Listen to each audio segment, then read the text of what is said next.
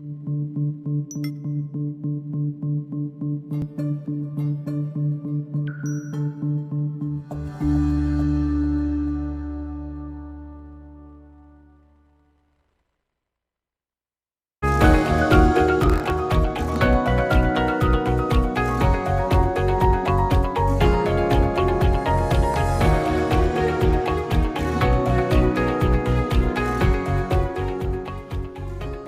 to CEO Money. I'm Michael Yorba. Thanks for joining with us. I have Daphne Barak. She's an author. She has a new book out, To Plea or Not to Plea, and it is bound to be a bestseller. It's got very, very intense current content involved in it. Daphne, welcome to the show. First of all, thank you for being here.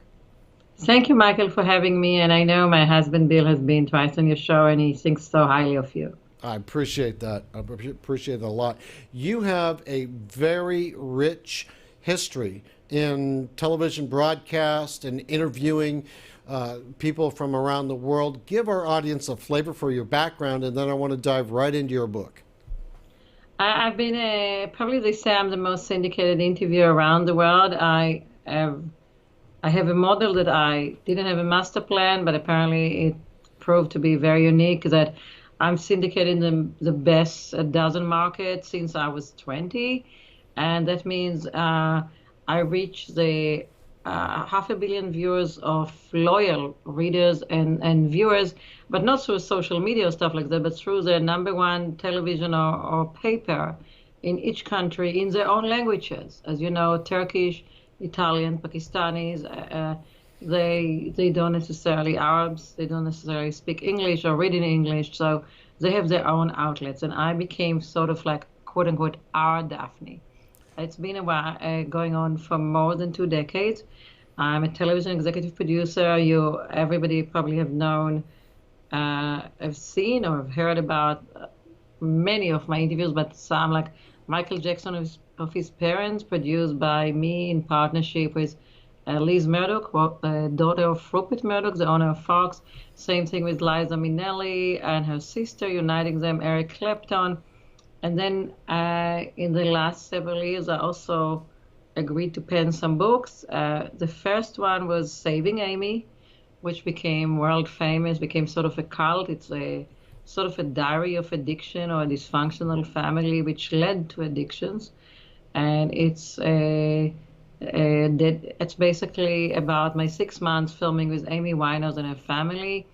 The book was based on a documentary which was everywhere, from 60 Minutes Australia, like 50 countries, and a film inspired by its message that there was probably something even worse that we ever acknowledge in this family, won an Oscar. So I'm very happy to the people who did it.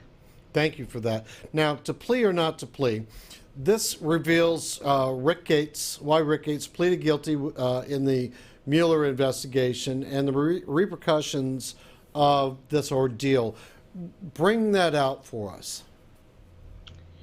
So Rick Gates actually was not a household name, although he was very powerful. You know, Michael, I mean, he was a guy that you would call to get the VIP dinner invites for the inauguration or the inauguration events.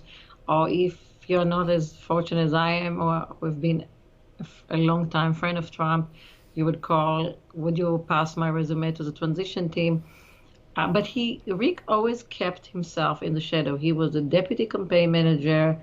After Paul Manafort was fired, he was still asked by Jared Kushner to stay. And then he became the deputy chairman of the inauguration, #2 to Tom Barak, who's a mutual friend of Donald Trump and myself, wonderful guy. And so Rick always kept in the shadow. What you saw in CBS and a bit extra, you'll see it on Fox and everything a bit more, is the first television interviews with Rick, because he has never given an interview. And one day, Rick Gates found himself, his life interrupted, like Mike Flynn, like Paul Manafort. The reason I chose Rick Gates was because it was a shock for all of us. Eric Trump introduced Rick Gates and I one day when he asked Bill and I to become delegates to the convention. I was one of the 10 delegates at large. Bill was a delegate for our vacation home district.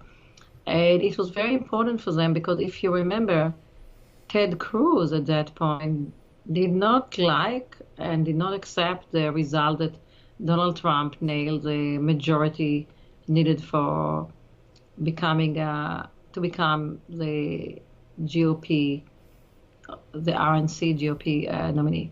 So Ted Cruz was trying reportedly to buy delegates for lunch, for hotel accommodation, whatever. Donald Trump had to rely on people like Bill and myself that we would not be able, we would not be bought for lunch or anything. So Eric sent me an email, said, Daphne, meet Rick Gates. He's in charge of the delegates. We already talked before, so I said I would be happy to be your delegate, so would Bill. So would you meet Rick Gates? He's in charge of the delegates. Rick, meet Daphne. She's been a long time friend of the family. I told Rick about the special friendship. That's it. But there was nothing like a... so sorry. Bless you. Sorry. There was not... That shows that I'm telling you the truth. But there was nothing... we didn't develop a friendship. It was like Daphne meet Rick. I think it changed. We probably talked a few times on the phone, and I think it changed when just a few weeks before the inauguration, one of the Trumps asked me if I would like to go and check the Trump DC hotel. As you recall, Michael, it was a new hotel by then. And they wanted to check it out because, of course, the family would have stayed there, many billionaires, big donors, including Bill and myself. So I took my brother and my husband, and we went there for the New Year's Eve. And Mikhail, the general manager of the hotel, is very close to Donald Trump, received us and treated the whole experience of the New Year's Eve like a dress rehearsal for the inauguration. So it's like a 5-course meal, and they tried the balloon. They tried it was 2017 balloons, because it's such a high ceiling in this hotel. It was lost in a crowd. They understood we need to double or triple Ryan Priebus. Then chief of staff to be was there, others. When I went down like 2 or 3 a.m. in the morning to my suite, I heard Daphne. So all the teams that was working on the inauguration knew me, we were friends, and suddenly one person looked at me and said, oh, we talked so many times on the phone, my name is Rick Gates.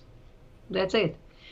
But the next few weeks during the inauguration, we stayed with the family and friends, and Tom Barak was working with the inauguration team there.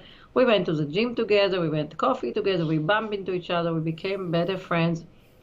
And Rick was very liked. Unlike Paul Manafort, his former patron, who was very flashy and, $10,000 jacket and everything. And by the way, I'm sure he's a great guy, but Rick had this unique ability not to create enemies. He was like in the shadow. He was likable. He was not stealing any limelight. And so he became sort of part of us, many of the Trump friends in orbit. And at that point, he was tapped to be one of the 4 people in charge of the America First PAC, which was Nick Ayers, and then became the chief of staff of Mike Pence, and was tapped to be the chief of staff of Donald Trump. It didn't happen. Rick Gates, Brett Pascal, who is a friend of ours, and he's right now the chief of Donald Trump campaign. Tell me, how did Rick get the pressure from the FBI to go from this lofty position that he had with the Trump administration, and then have to go into and make a choice of cooperation versus dedication. There is some insights in there that you might be able to bring out for us. And Michael, you are so wise to bring it up. And the one word you chose, which does not apply, and it's so key, is the choice. When I went into this book and into this filming, which, by the way, Donald Trump applauded me when I told him. He said, "Oh my God, how are you doing it? Right? It's even bigger than your Michael Jackson," because it was quite impossible to do. But when I went into it, I was under the impression that um, to plea or not to plea, that means that you have to choose between very two bad choices, like choosing between AIDS and cancer. Each one is such a bad choice. What I found out filming with him and talking to him, that no, neither he nor Mike Flynn, none of them had any choice. When the government is going after you, you lose all your choices. You lose all your rights. So basically, if you decide to fight, which, by the way, of course, it was Rick's initial response. Let me fight for my dignity. Let me fight for my truth. As Paul Manafort did, people forget Paul Manafort then pled. And I'm sure Mike Flynn wanted the same. No, because then they came and double and triple the charges, and then it cost so many millions.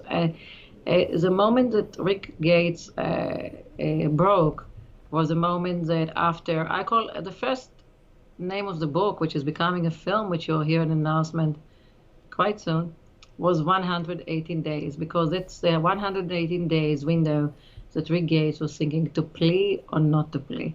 And it was a bloody, difficult decision which would affect the life of his family, his children for years to come. You cannot walk back. And what I am thinking, the day that he really broke down was a day that they suddenly doubled the charges on him and Manafort, because Manafort decided to fight it, and he also put pressure on Gates directly and indirectly not to plea. And I understand Manafort, of course, because he didn't want Gates to flip against him. But at that point, Rick understood that he could not afford it financially. Who does? Right. Michael, don't forget one thing, last thing. Michael Caputo, who had nothing to do with this, he was just a witness. He went publicly and he said, I lost my house. I was just a witness, just because of the legal bills. How can anybody afford it? I get the point. No, absolutely. I fully understand that. Now, Roger Stone trial is now started, and Rick Gates is expected to testify. Did you have any conversation with Rick about what's going to happen through the Roger Stone trial and how he would participate in that? Well, you're so sweet, Michael. You're making it as if he had a choice. If Rick Gates had a choice, he wouldn't participate in this trial. To begin with, he thought people don't understand that the plea deal is not something that is explained to you fully, and even if it is, you don't comprehend it. It's a very one-sided deal that only the prosecutors decide, when they can walk back, and they can walk back anytime when you decide you lied or didn't comply. Look what they're doing with Mike Flynn. Let's look what they did with Paul Manafort. And secondly, there is no timeline. Every deal in life, Michael, we have a timeline, let alone bad news. Let's say if I tell you, Michael, go to the doctor tomorrow, and the doctor tells you, Michael, you need a surgery. Your first question will be, wow, when can I go back to work? What is my recovery time? 2 months, 3 months, so you have something to look forward, let alone jail. And this deal, when we decided about the date for the book between America and Australia and televisions in both countries, we thought by now Rick and Flynn and everybody would be long time sentence. No way, because it's always like if they can decide that Rick was supposed to testify only at the Paul Manafort trial, then another trial, then this one, he really didn't want to. And basically, he got the bad news that his sentencing, which is supposed to be in 2, 3 weeks, is sort of quote unquote conditioned to him delivering the goods. And the third trial by now is Stone. Did he want to do that? No. Why would he want to do that? I mean, it's a very good question. It's the plea that I don't wish anybody should take. But did Flynn or Gates had any choice? I'm not so sure. Good, well point. Our limited time is up for now. I want to thank you for being a guest on the show, and I look forward to getting your book and being able to read it. You didn't get it? Not yet, but I will. Oh my God, I'm going to tell my publisher immediately to send it to you. Okay.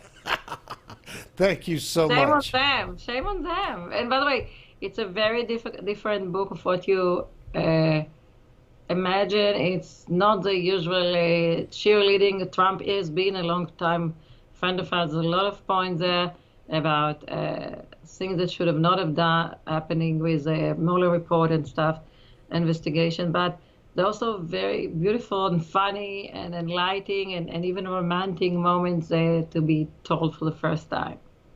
I'm looking forward to it. Thank you, Daph. Thank you so much, Michael. You're welcome. All right, you've been watching CEO Money with Michael Yorba. Thanks for joining with us. Don't forget to download our new app on iOS and Android. We'll talk to you soon.